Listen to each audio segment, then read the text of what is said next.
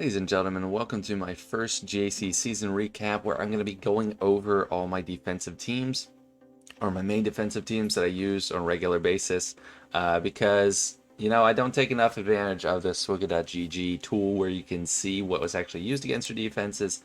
So I'm doing a video on it to keep track for the future as well and just not get caught in the same mistakes for next 3v3 because it's easy to forget in between rounds.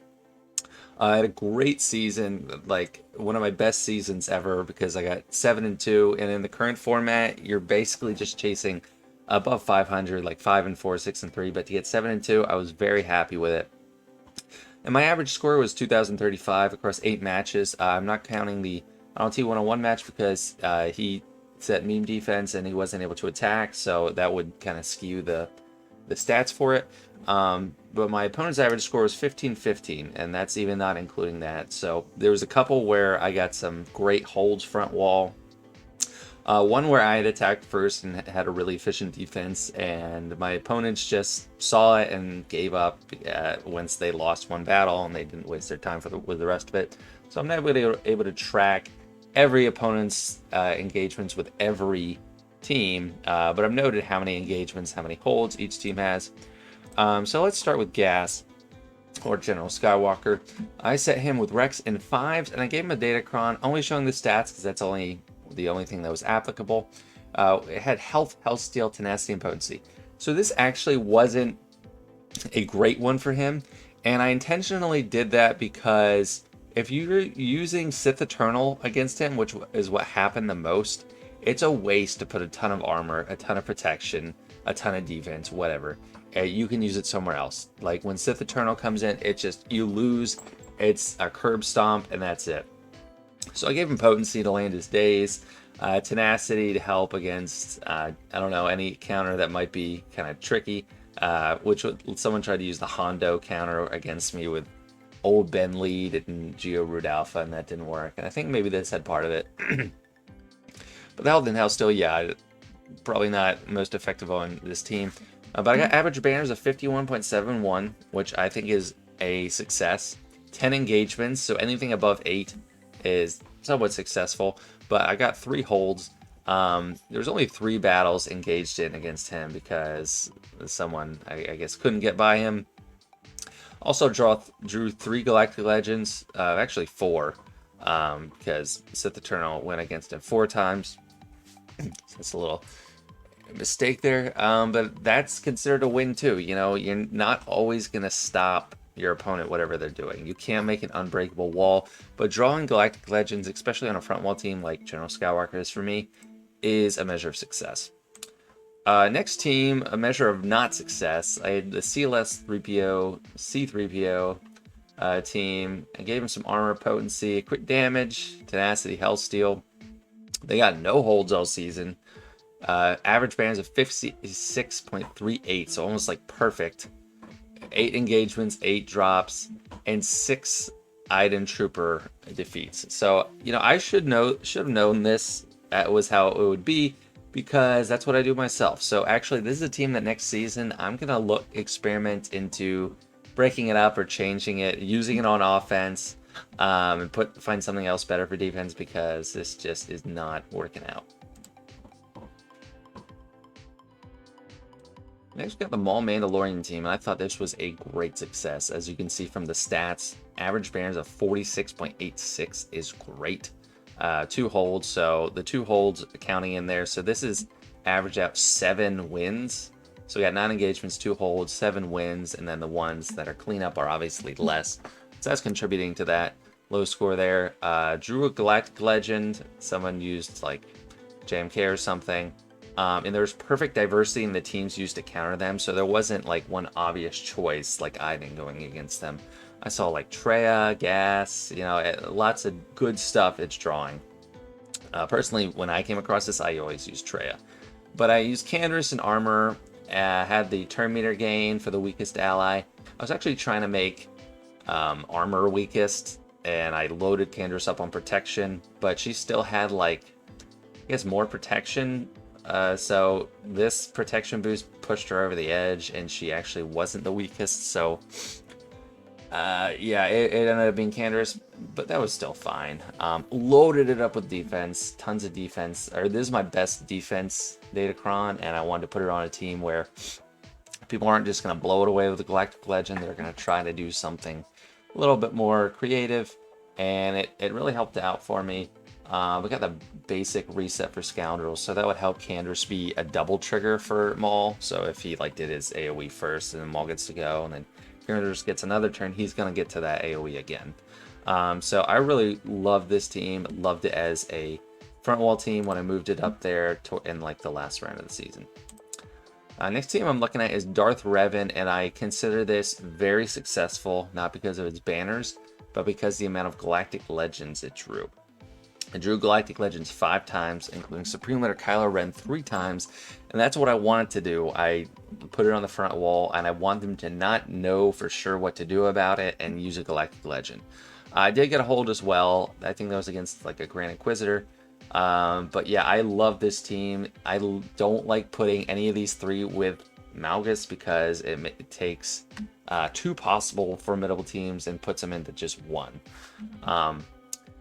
For the Datacron, they had the turn meter gain, and that I think went to Darth Revan because Malik is hard to be weaker than, to stronger than, and Basti has a lot of health.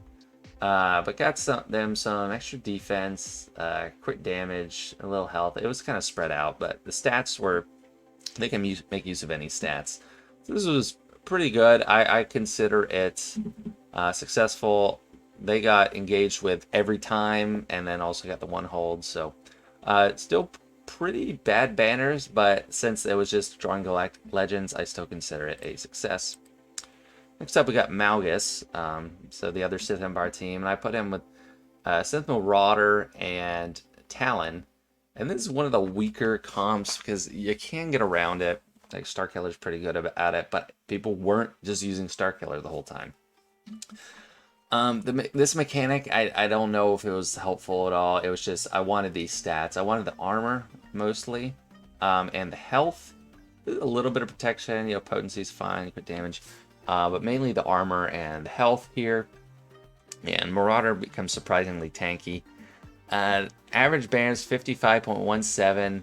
And now you see 5 holds, and you might think, how do you have average banners of 55.17 with 5 holds? It's because I think all the holds came from 1 match, and they never ended up clearing them. So I don't know if I should have averaged in like a 0 for that match and changed it, but got a lot of holds from that 1 match.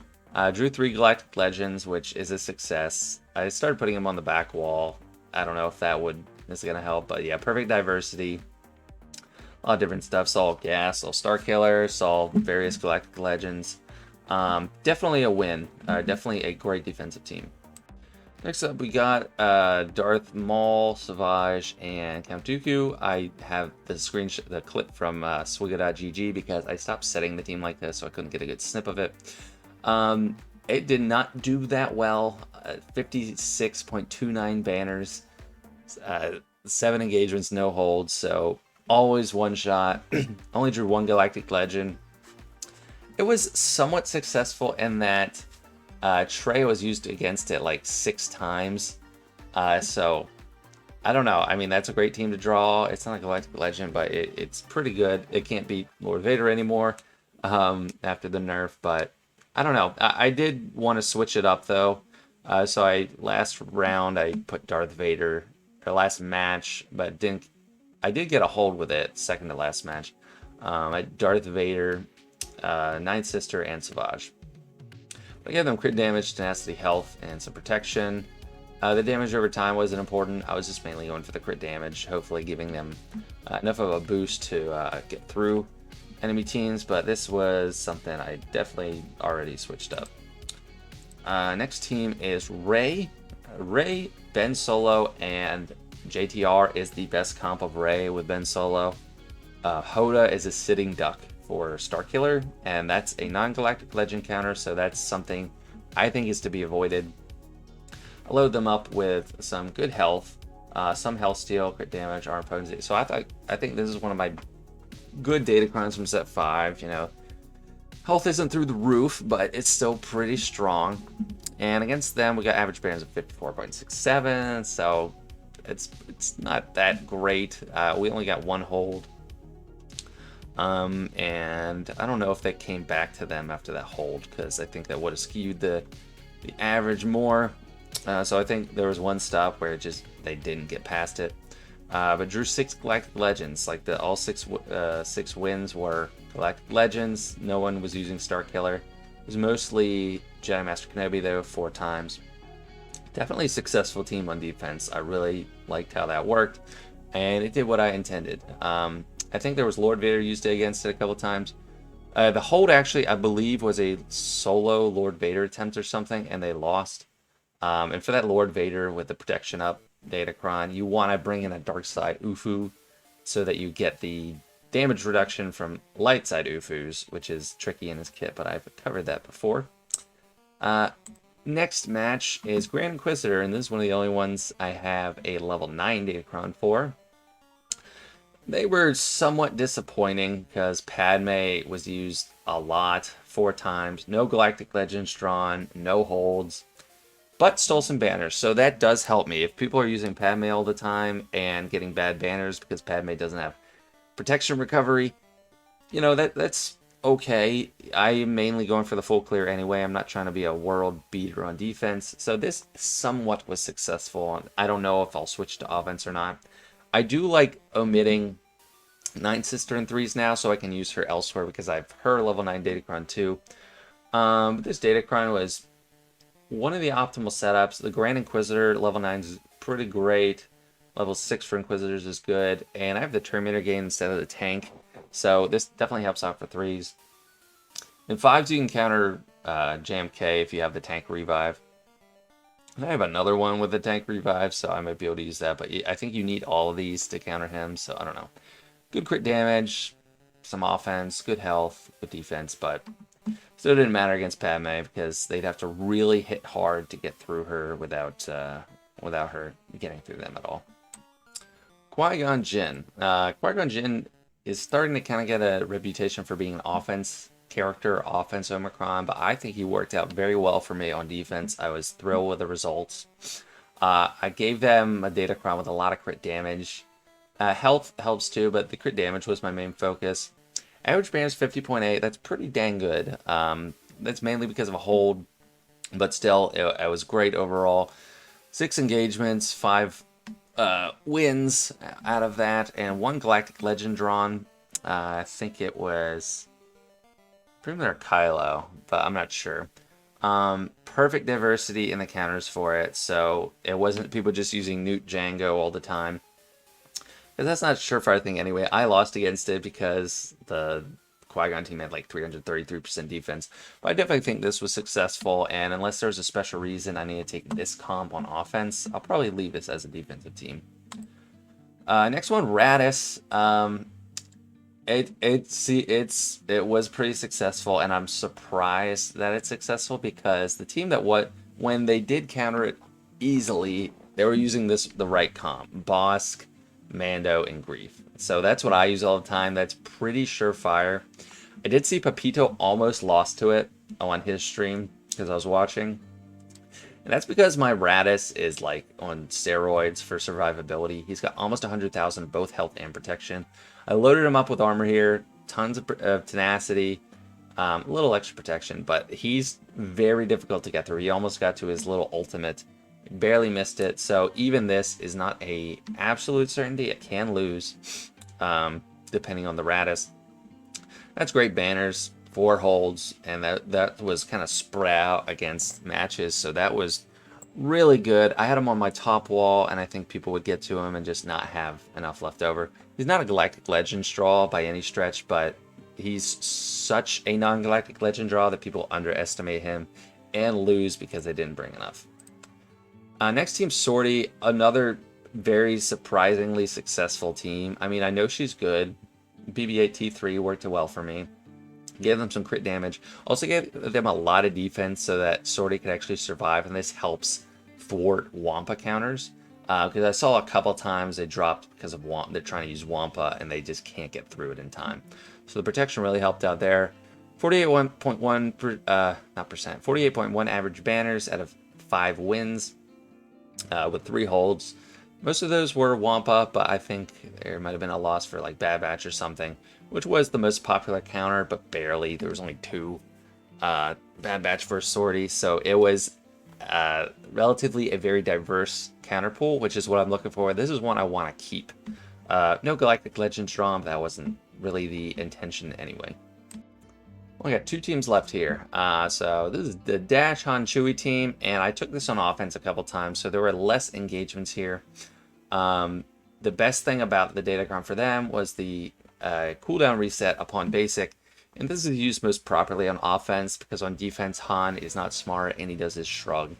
Instead of doing Deadeye, which would gain him basically another turn and he just cycled through turns like crazy, but they still do tons of damage. This is a great Aphra counter if you have this, but people are using Aphra on offense. It just happened that this had a lot of crit avoidance. This is a level 8, so I didn't re-roll anything. Basically, I mean, most of my datacrons are level 8.